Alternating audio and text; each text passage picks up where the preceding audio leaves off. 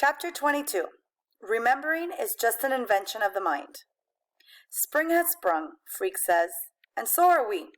This is the day school gets out, and we're taking the long way home. By now I've been carrying him around on my shoulders for almost a year. We call it walking high. And even if we haven't been going on dangerous quests lately, so the fair Gwen won't have to throw a fit, Freak hasn't exactly given up slaying dragons. The world is really and truly green all over, he says. Do you remember what it used to be like back in the Ice Age, when the glaciers covered the earth and the saber-toothed tiger roamed the frozen night? No, I say. How could I remember that? I wasn't even born.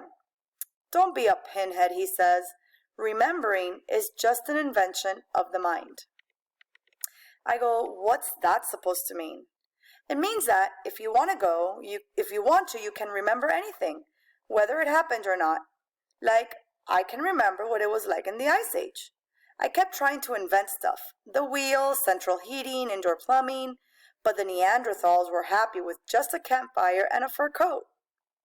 If you guessed that Freak had been reading a book about the Ice Age, you're right. He's been seeing a saber-toothed tiger behind every bush, except that so far, all of them have turned out to be stray cats. Or once it was the skunk, and it's a good thing I can't run fast, or we'd have to soak up in tomato juice, which is the only way to get rid of the stink. Inventing electricity would be tough, he says, without copper wire and magnets, but I could handle inventing a compass. All you have to do is rub the needle. That way, everybody could head south and get away from the glaciers. First, you need to invent a time machine, I say, so you can go back there and give all the cavemen a hard time about indoor plumbing. Freak goes, you don't need a time machine if you know how to remember, which is something I'll always remember him saying that and me trying to figure it out. Freak's birthday is a couple of days after school gets out, and the fair Gwen has already made it clear he's not getting a ride on the space shuttle. 13 is supposed to be extra special, he says. The least you could do is get my name on the list. Or how about a linear accelerator? Just a small one so I could split a few atoms. The fair Gwen goes, I suppose this means you're going to be an obnoxious teenager. The deal is, this is really 2 birthdays for the price of one, because Freak the Mighty is almost a year old.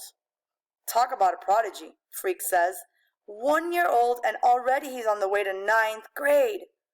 The fair Gwen just rolls her eyes when we talk like that. Freak says we can't expect her to understand because you can't really get what it means to be Freak the Mighty unless you are Freak the Mighty. Anyhow, the party is just a family affair because Freak isn't supposed to get overexcited, which is like saying the moon isn't supposed to go around the earth. Last year I got an ornithopter, he says. This year, why not a helicopter? A real one, though. You can't expect a teenager to play with toys. Why not a jet plane, the fair Gwen says. Cool, Freak says, a Learjet. What he's really getting, and I've been sworn to secrecy, is this new computer, the one he's been drooling over in his computer magazines.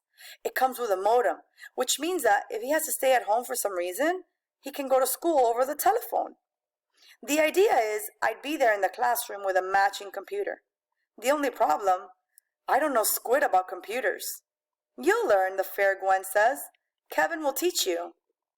But why should he have to stay home? I ask her. We're out in the kitchen and she and Graham are frosting the cakes. And Freak is hanging out in the living room, acting like he intends to have a party every day for the rest of his life. Maybe he won't have to stay home, the fair Gwen says. And she and Graham kind of lock eyeballs for a second. That secret code that mothers have. This is just in case, Max.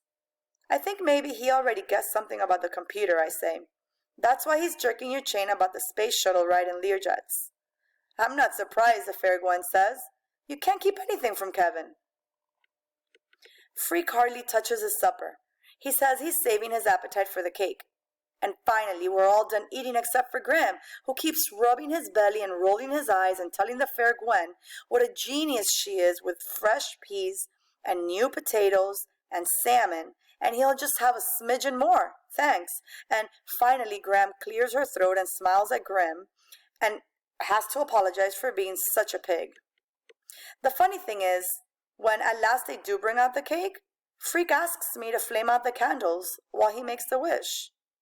And then he doesn't even touch his piece. He just sort of pushes it around the plate. I figure he's so excited about getting the new computer that he's lost his appetite. Not that he's letting on he doesn't feel good. He's acting just as wise and smart mouth as ever. I should have asked for earplugs, he said when we're done singing. Happy birthday!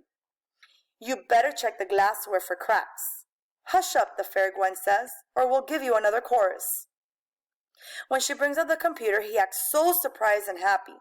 Maybe he really is surprised. Right away, he wants to turn it on and show off what a brain he is, and because it's his birthday, we all have to sit there and admire him and go, amazing, and fantastic, and Kevin, how did you do that? And so on. He's showing Grim how to play 3D chess, and just watching that makes me dizzy. So after a while, I go to the kitchen and help clean up, which is something I'm good at. Maxwell never breaks a dish, Graham is saying. He's very sure-handed for someone so large. We're almost done putting stuff away and wiping the counter when Grim shouts from the other room. All he says is, Kevin! But we can tell right away that something is wrong. We run in and Freak is leaning back in his chair, making this wheezing sound, panting really fast, and his eyelids are flickering. He's having a seizure, Grim says. Call an ambulance. The fair Gwen is already on the phone. I run out in the street and start waving my arms and jumping up and down so they'll know where to stop, and I keep running back in the house to check on things. But the fair Gwen says there's nothing we can do except to wait.